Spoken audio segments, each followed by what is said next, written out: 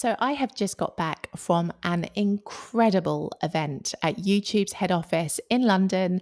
Of course, it was held at the Google head office because they are one of the same company. And it was phenomenal. When I tell you, first of all, Google's head office is amazing, I mean, it is amazing. It's state of the art and everything that you would expect from this tech giant. But that aside, the event itself was a complete eye opener. It really made me see how Google values its employees and also its content creators under its YouTube arm.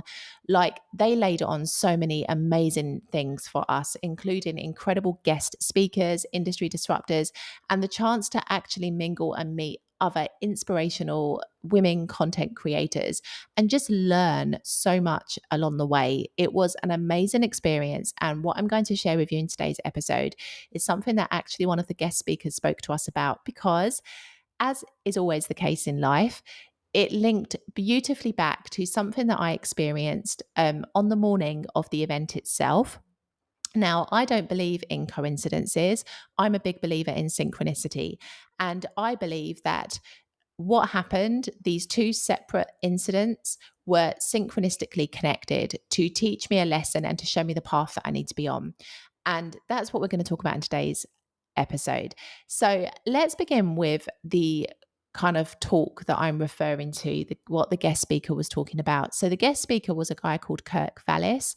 He has spoken to some of the top companies in Silicon Valley, Google included, as well as companies like Adidas, the England national football teams and sporting teams, and many other top companies and organizations around the world. And he talks about how to creatively approach the problem solving process in a really practical way, and also just the way that our brains work and the way that we approach problem solving and the whole creativity concept as a whole. And one of the things that really stood out to me that synchronistically linked back to the events that I was talking about from the morning was the concept of sheep mentality and herding behavior. Now, sheep mentality, he had this amazing slide with a pen with a group of sheep, a herd of sheep inside of it. Sheep mentality is kind of the group thinking where everybody thinks the same as everybody else and essentially follows what everybody else is doing, which is where the whole herding mindset comes into it as well. People do not do things differently. They do what they do because it's what everybody else is doing and because it's what has always been done before them. And so they are blindly being led by everybody else around them. They are not thinking of alternative solutions to problems or alternative ways of doing things that could be more efficient because it's just not the status quo. It's not what anybody else is doing. This is sheep behavior. This is the herding mentality. They are just being led around their pen by the equivalent of my Tina, a border collie, and they are being kind of led in this way, blindly following what the next sheep is doing and not thinking independently for themselves. Now, the opposite of that is to be the so called black sheep of the herd, the one who doesn't follow the rules and is a little bit of a rebel, the one who is a disruptive thinker. They want to do things differently. They think about things from a different perspective. They have alternative ideas and solutions. They are people who are not blindly following what everybody else has done, except in order to be the black sheep of the herd, you have to be prepared to be ridiculed, gossiped about, bitched about, and generally vilified because people do not understand why people want to stand up and speak against injustices or things that are inappropriate or systems that no longer work or come up with ideas for things that have never been thought about before. I mean, let's really think about some of the biggest industry disruptors that we've had in previous generations. Like, they were people who were persecuted sometimes. They were people who were ridiculed and laughed at, and their innovations were told that would never come to fruition. And now often they are part of our everyday life nowadays, or people have really come to learn how stupid they were back then to believe that those innovations and concepts were not valid.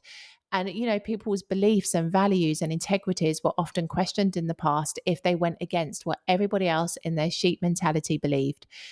And, you know, those people we now understand were the thought leaders of our future. And so, it's a really interesting concept, because to be different from everybody else requires strength of character, and it requires kind of being authentic to who you are and being prepared to be different and taking a bit of a different path, a lonely path at that. Because sometimes I think in society, we like the idea of companionship. It's who we are as humans. We don't want to feel like we've been excluded from the pack. But essentially, if you want to be an industry disruptor, you cannot be the same as everybody else. You have to have a slightly different approach to things. And that does often mean that you will take a different path that might be a bit lonelier, in inverted commas, than others, but will certainly lead you to more success than being a sheep ever would. And this is just a really powerful part of the presentation that he gave.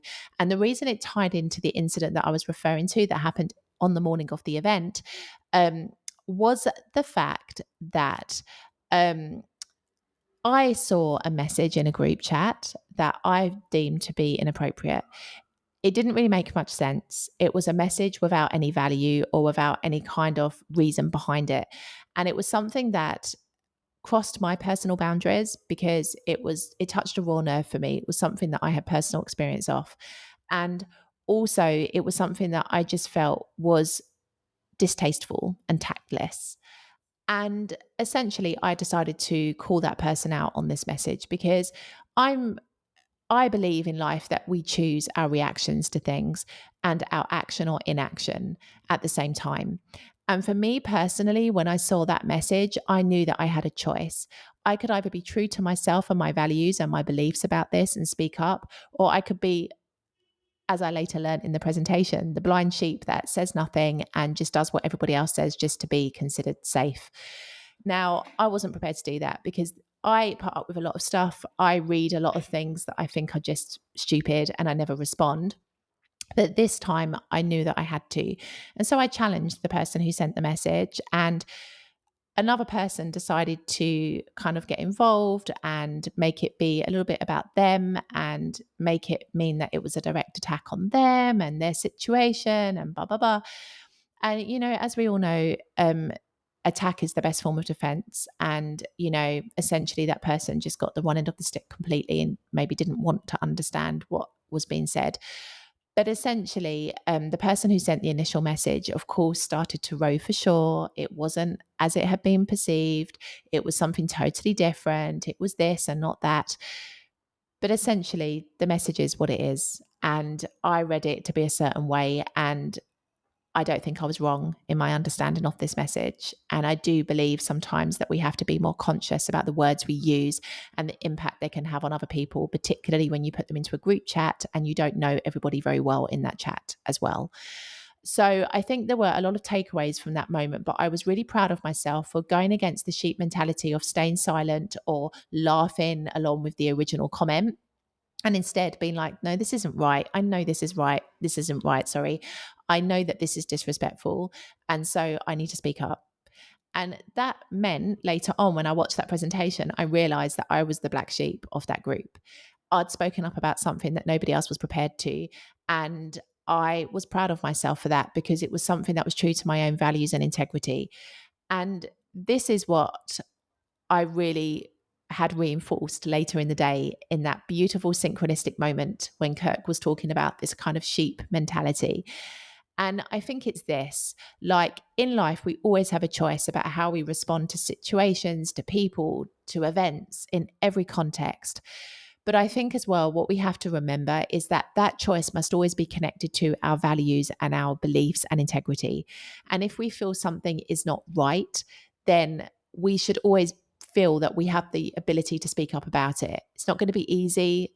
People might criticize you and gossip about you. Like, I'm almost certain I am the subject of a lot of gossip now, but I don't care, because essentially I challenged something that I knew was inappropriate. And I hope that it has, made people think twice about what they post in future. But essentially it is this. In life, you have a choice. You either be a sheep, follow the herd, don't say anything, don't think differently, but understand your life is going to look the same as everybody else's around you. And I see this sheep mentality a lot here in South Italy. I see it a lot in terms of the way businesses operate here. They don't do things differently. They don't enter into the technological era because it's just not something that's ever been done before for their industry. And why change? What is that expression? Um, why fix something that isn't broken, right? This is the expression. But that's a sheep mentality. Like, the black sheep mentality, they're doing something differently, is to say, well, do you know what? Yeah, okay, it's not broken, but we could make this so much better. Like, let's get a bit more with it. Let's make these changes so that our business operates on a much more efficient level. And, I want to close with something that Kirk shared with us. Google have this mantra that they apply to every single new innovation, development, idea, whatever it may be that they want to use in their company. And it is this: is this idea going to make me feel uncomfortably excited? This is the mantra, to be uncomfortably excited. And they ask this of themselves for every single new innovative idea or software development that they want to make. Does this idea make me uncomfortably excited? And they grade themselves as to how uncomfortable they feel about that particular project or idea. And if they do not feel uncomfortable enough, they do not run with this principle. If they do feel uncomfortable enough, then they know they must absolutely run with it. Now, if that isn't disruptive, innovative thinking, I don't know what is, because how many times in life are we told, wait until you're sure about something before you do it? You've got to feel comfortable about it before you do it. Google are like, no, I've got to feel uncomfortable enough in order to be able to do something. Like, this is it. This is the disruptive thinking. Like, it's totally different to what we have been brought up to believe. But that is it, isn't it? The status quo is like, be ready, be sure, make sure you're okay with it. And the kind of black sheep mentality is go with it. Like, you've got to feel uncomfortable. And if it's uncomfortable, it means you're onto something and you're going to learn something along the way if it doesn't work out. And that is the mentality that I want to hold on to. I don't want to be the same as everybody else. Why would I? Like, I want to create the life that is right for myself by my values and the beliefs that I have. And so I think if that means I speak up about things, if that means that I want to do things differently and do things that people don't understand and create things and take a path that people kind of question, that's what I want to do, because I think life is way too short to be a sheep. I will see you in the next episode.